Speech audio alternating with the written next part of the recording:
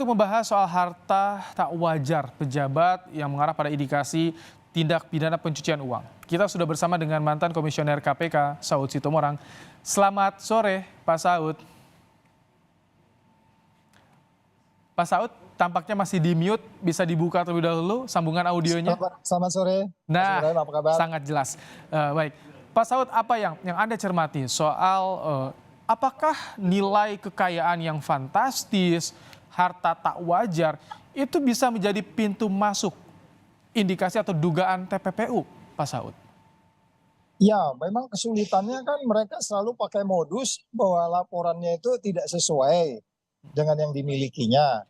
Jadi selalu kelihatan low profile, tapi sebenarnya high profile banget kan gitu ya.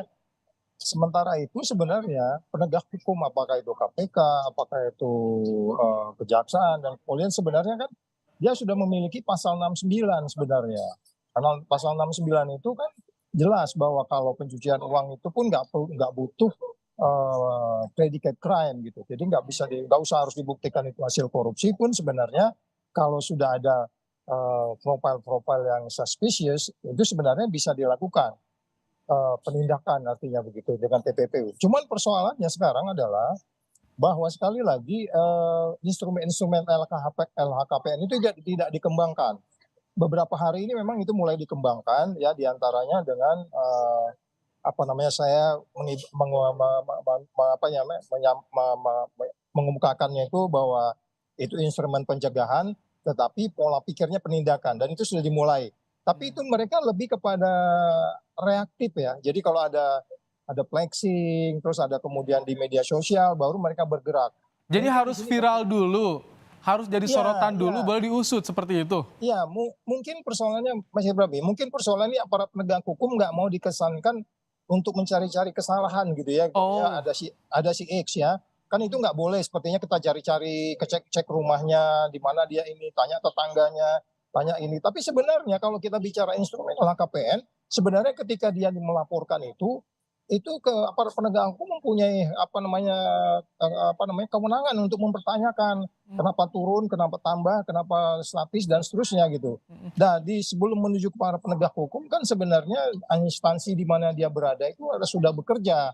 Artinya kalau dia di Kementerian Keuangan, kalau dia di pajak dan cukai, menterinya sudah punya instrumen kan. Kalau kita tanya, dia bilang punya instrumen yang mereka sebut sebagai three lines of defense, bahwa pimpinan di depan itu mengawasi mereka. Tapi nyatanya kan sampai 300 transaksi. Baik, 300... Pak Saud, ketika Anda di KPK, yang jadi kendala apalagi, karena kalau misalkan tadi sudah dilaporkan ke LHKPN, itu bisa. Tapi kalau yang tak patuh laporan, tidak tertib laporan, bahkan tidak sesuai apa yang dilaporkan, itu bagaimana Pak Saud?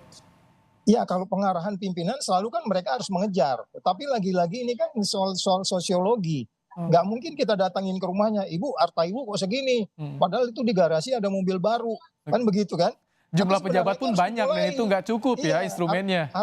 Iya, harusnya harus dimulai sebenarnya. Jadi, tapi lagi-lagi mungkin dari 300.000 pegawai negeri yang terus diawasin itu kan, ya kita tinggal ngambil sampling aja gitu loh. Diambil sampling kan, kalau nanti kenyataan benar kan, yang lain jadi tobat kan. Tapi itu kan belum pernah dicoba. Jadi sekarang ini hanya responnya dari sosial media. Dan ini yang saya pikir kita harus berubah gitu cara berpikir kita. Undang-undangnya ada kok. Pasal 69 itu nggak mesti harus kita buktikan bahwa dia korupsi dulu. Kalau di sidangnya itu dimulai, tanpa dia harus membuktikan itu hasil korupsi atau tidak. Yang jelas kalau dia suspicious, nggak bisa bertanggung jawab itu dari mana, TPPU bisa dikenakan. Memang ada perdebatan ini soal predicate crime ya. Jaksa penuntut pun di beberapa tempat saya lihat mereka nggak yakin itu tentang pasal 69 itu. Tapi saya pikir kita harus memulai. Sudah jelas itu perdebatannya, dan MK sudah memutuskan bahwa untuk dimulainya sidang pencucian uang dan seterusnya itu tidak mesti harus ada predicate crime dulu. Jadi ini saya pikir kita harus mengubah. Ini tanda tanyanya nih kalau misalkan tidak berangkat dari kasus korupsi atau kriminal, soal harta tak wajar ini batasannya seperti apa sih, bordernya gitu Pak Saud? Karena kan berbeda-beda nih setiap individu. Ya, itu makanya kembali lagi kan tentunya ada yang mencolok ya dari profilnya dia. Umpamanya dia kasubdit, ujuk-ujuk kemudian bisa punya sekian uang sebegitu besar. Nah, kita kan sudah wajar subsistence di situ, dan itu tugas PPATK. Kemudian PPATK mengirim ke penegak hukum. Penegak hukumnya sudah mulai menelusuri. Ini dari mana kamu kemarin transaksi? Terus dia bilang nggak ada Pak. Ya oke, uangnya udah nggak ada. Terus kemudian nggak tahu ternyata udah dicuci beli mobil dan seterusnya dan seterusnya. Jadi sekali lagi instrumen itu sudah ada Mas Ibrahim untuk kemudian kita apakah instrumen LHKPN yang sedikit makin sedikit normatif yang kita harus mengubah itu, artinya KPK harus mengubah cara bertindak mereka sehingga kemudian mereka confidence untuk mendalami atau menyambil sampel.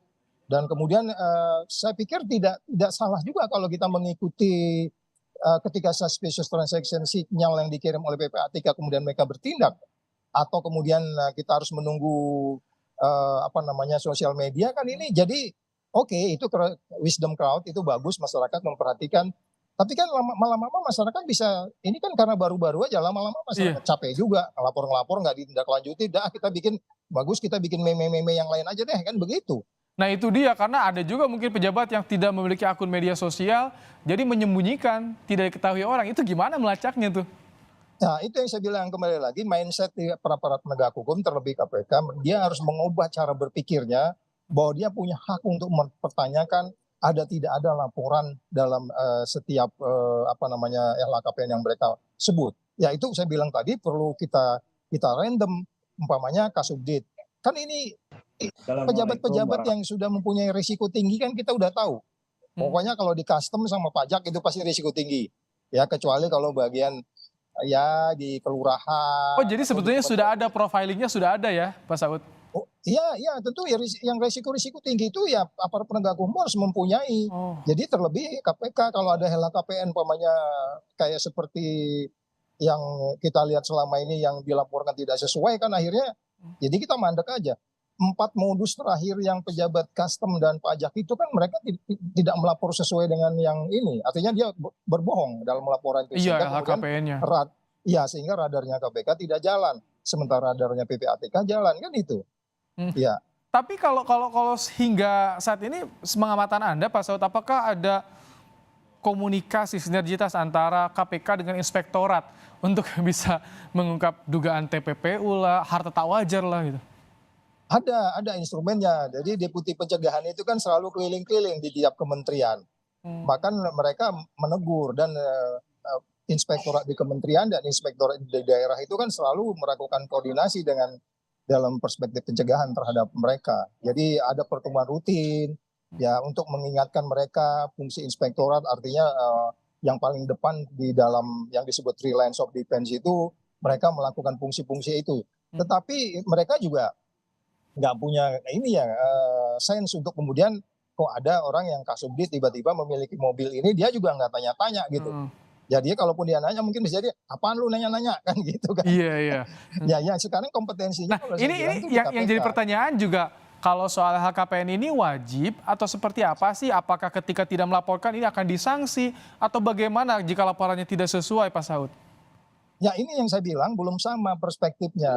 Ada satu penegak hukum, pimpinannya pernah ketemu saya waktu saya di KPK itu. Pimpinan saya bilang, pimpinan paling tinggi di penegak hukum. Bapak bagaimana menggunakan instrumen LHKPN yang mewajibkan anak buah Bapak lapor? Oh iya Pak Saud, kita kasih kewajiban sama mereka. Kalau mereka nggak lapor, dia nggak naik pangkat, nggak promosi, nggak ikut pendidikan dan sebagainya. Nah itu kan keren. Tapi dalam pelaksanaannya ternyata nggak juga. Buktinya di dalam kasus-kasus kemarin aparat penegak hukum kan radar dia nggak bekerja. Jadi maksud saya yang ideal, yang ide-idenya itu di dalam implementasinya juga nggak berfungsi gitu. Sama juga dengan di KPK yang mereka harus mensensing mereka ini semua, mereka juga nggak bekerja secara sustainable gitu ya, terus setiap hari gitu. Hanya aksi reaksi aja gitu. Jadi ini kemudian menurut saya semua aparat penegak hukum harus menggunakan wewenangnya, kemudian pimpinan di kementerian dan lembaga juga harus menggunakan wewenangnya karena sudah ada instrumennya, ada inspektorat, terus kemudian ada undang-undang KPK, ada undang-undang korupsi, undang-undang pencucian uang dan seterusnya. Itu kan instrumen-instrumen yang bisa kita pakai untuk mewarning semua pekerja. Lu jangan nyimpen-nyimpen lo ya. Lu transaksi diam-diam lo kena lo, laporan di PPATK ada semua.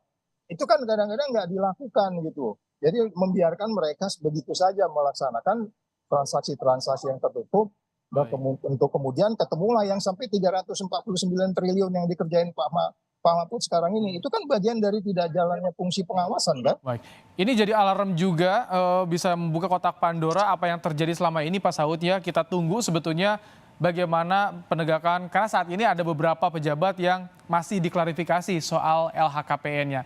Ini bisa juga menjadi pintu masuknya. Pak Saud, terima kasih telah menyampaikan pandangannya dalam program Kompas Petang sore ini. Saud Situmorang, mantan komisioner KPK.